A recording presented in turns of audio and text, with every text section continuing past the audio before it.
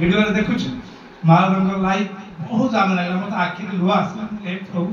कितनी बड़ दयालु आप कुआड़े जा पहुंचती किसी से जो लोक पुणी उद्धार कर आमको तो आम उत्कलवासी लोक आमको थे कहले आम बुझेगा से रशियान लोक विदेशी लोक सी किति आदर किति श्रद्धार सहित गुरुदेव चरण में पड़ी माने विकल होते गुरुदेव टिके खाली कृपा कर ये सब कांद बुआड़ी कर देखु था मत भी भारी ये लगु थाए आम मैंने इतने बड़ भाग्यवान ये वैष्णव चरण ये गुरु को पाई सदगुरु को चरण आमको आश्रय करने को सुजोग देते भगवान मैं भगवान के बड़ दयालु गुरु भी के बड़ दयालु कारण ना सुजोग मिलना देंगे बजार बहुत लोग मिलुंट बहुत लोग आसुँच सदगुरु जी ये सुंदर इतनी बड़ दयालु आम बापा माँ भी तो दया करेंगे मुझे तो देखी आज की 2008 मसीह देखुची पाखक जाऊँगी पाखे बसी कथा शुणुची एवं सबू किसी जितेबाला आमर सन्यासी महाराज मत सांगे नहीं प्रथम सहित मत भेट कर से दिन ठार महाराज मु गले मत एत आदर आते भल पाती तार मूल्य मुझे दे पारि ना बहुत आदर करते आ महाराज विषय महाराज आप कहे तो महाराज इतनी बड़ दयालु आ जीवन में सी खाली भगवान का सेवा छड़ा किसी जान ना आम भावुं कौन गुरु आम जमी खाऊ पीऊँ सी भी खाऊ पीऊँ ना आज्ञा ना सी हूँ भगवान पार्षद आमको देखा मनीष भाई आम व्यवहार कर मूर्ख गुरु को केवे मनीष भाई भावनी क्या गुरु होती से भगवान प्रथम आसिक पार्षद जो जगत लीला करने गुरु को किए पर्यटन हरि स्वयं गुरु रूप में आसुँच योगदान ना सी साधारण मनीष नुह आमको देखा जापारे साधारण कारण आम मूर्ख अधम आम से ज्ञान ना अरे आम भी तो खाऊ आम भी तो शोचते आम भी पीऊँ कि गुरु तो से आज्ञा ना आमको देखा जाऊँ आम से पहुँची पारिना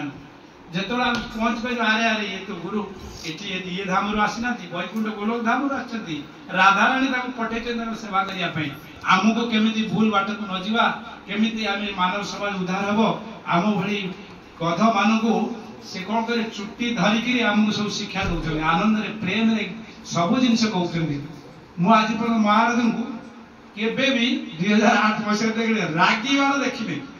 अन्य महाराज टे कौन कहे किंतु श्रीधर महाराज माने इतनी बड़ दयालु एत बड़ दयालु वर्णना कौन कर सी के रागिवार मुझे देखे जिते देख हस किए तुम कह महाराज अरे देख तुम बुझीपारना सी के कष्ट कर तुम कौन रागी कहीदे